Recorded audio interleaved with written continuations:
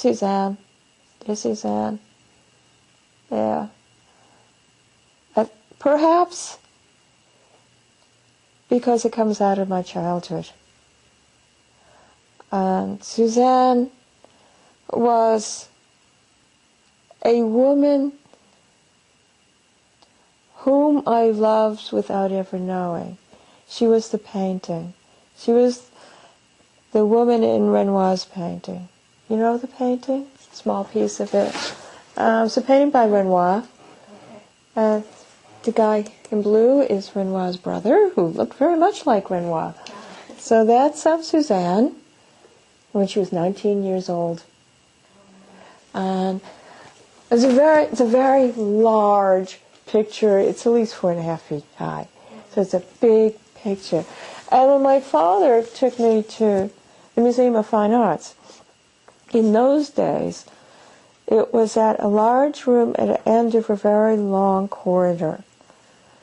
And it was right opposite the doorway. So from the beginning of the corridor, you could see it, the painting framed in the doorway. And it would look like this, little, because it was way down there.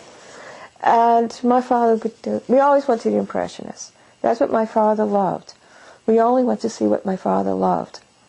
Which was, I got to love the Impressionists. I've since broadened what I love, but so I would have my own, I was 6, 7 years old when this began with me, maybe 5. No, probably not. 6, 7, 8 years old. So I'm really young, I'm looking at all the pictures in the corridor slowly. I'm looking at, and every few feet I look up and I see Renoir's painting getting bigger and bigger and bigger until I am in this room. And here she is. She's way over. I'm a little girl. She is up there. And she's there, and she's beautiful.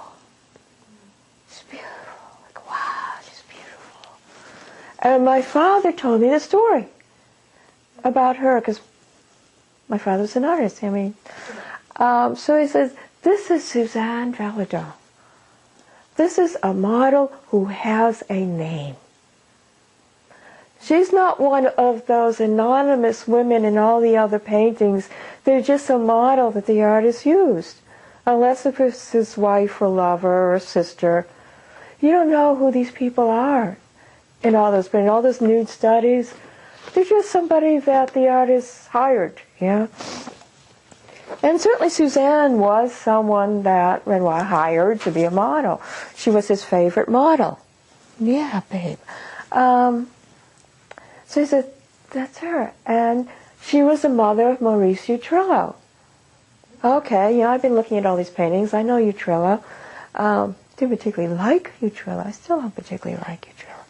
And he would tell me the story about how she was a single mom. He didn't call people single moms in those days. But, she had this child, and when she went to work being a model, her mother took care of the baby growing up into a little boy. And her mom was elderly, and her way of coping with dealing with this child was to give it wine. And normal in that time frame was to give children, I don't remember the name of it, but it's a diluted wine and water that was fed to children. But she did it more and more, and he began demanding it, and then demanding it straight. By 9 years old, Utrillo was an alcoholic. He was an alcoholic for the rest of his life because of this. So my father tells me about, Grandma feeding Maurice and wine. He becomes an alcoholic, and how she was a model for a lot of different people. She was one of the models of the time period. Many artists, she worked with many artists and learned for them. That was one of the things. She learned from watching them draw. So, she was special. She had a name. He never told me she was an artist. what an omniscient. Maybe he didn't know. So I kind of hope that he didn't know that she was an artist, which is very much a possibility. But she was an accepted artist in Europe. And she came, and there's also this linkage of her. I loved her because I wanted someone to love, and my mother was not the person to love. The person I did love was my aunt, and she left when I was, I think, 5.5 when she got married and moved out of state. So there's a person, and then I started finding out more and more about her. She's from poverty. Her mother was a laundress. I mean, she came up out of dire poverty. Okay, I can relate to that. I came up from poverty. And she went to work when she was 12 years old. You know, doing all sorts of different jobs. And she even worked as a circus, doing stunts on a horse and on a trapeze, and she fell and hurt her back, and she was out of work. And that was when she started getting jobs as a model. And then she had a son. When she's 19, she gives birth, and she has a baby, and I'm 19, and I had my son.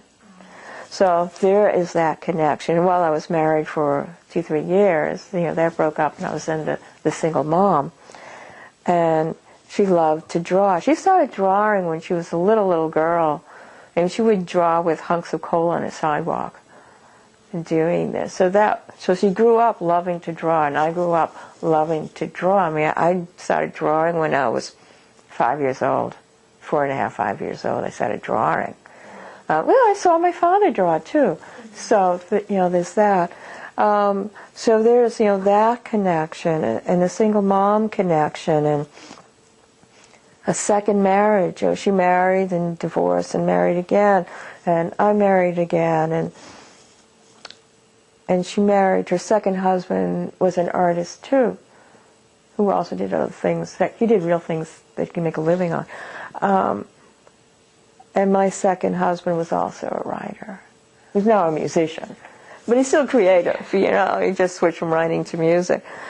So more and more research I did on her, there was just more and more ties between her life and my life. And so I dedicate the book to my father, because he gave me Suzanne. Yeah.